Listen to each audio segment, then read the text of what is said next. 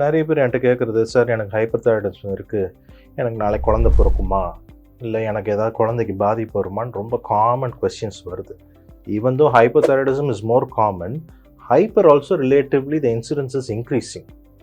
Invariably இப்போ பார்த்தீங்கன்னா ஒரு விமெனுக்கு ஹைப்பர் தைராய்டிசம் தான் அட்லீஸ்ட் ஒரு 5.8% of those people will have fertility issues, அதாவது இன்ஃபர்டிலிட்டி. அதையும் மீறி அவங்க கன்சீவ் ஆகிட்டான்னா ரொம்ப சந்தோஷம். ஆனால் கன்சீவ் ஆகி அந்த 9 மாதம் கடக்கிறதுக்குள்ள ஒரு பெரிய போராட்டம் தான்.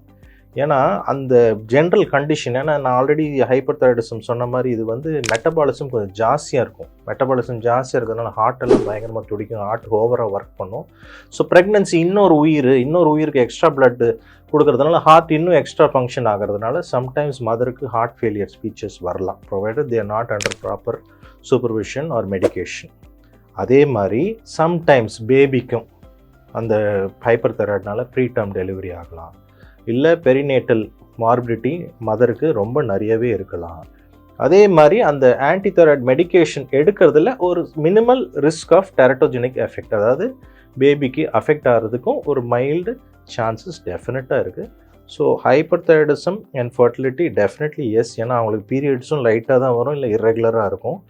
அது போக அவங்க கன்சீவ் ஆகிட்டாலும் ப்ரெக்னென்சி கொஞ்சம் டர்புலண்ட்டாக தான் இருக்கும். Not that you should not conceive with hyper thyroidism. Better to plan. முதல்ல இதை கண்ட்ரோல் பண்ணிவிட்டு, ஏன்னா இதெல்லாம் பிளான்டாக பண்ணால் மதருக்கும் சேஃபு, நாளைக்கு பிறக்கிற குழந்தைக்கும் சேஃப்.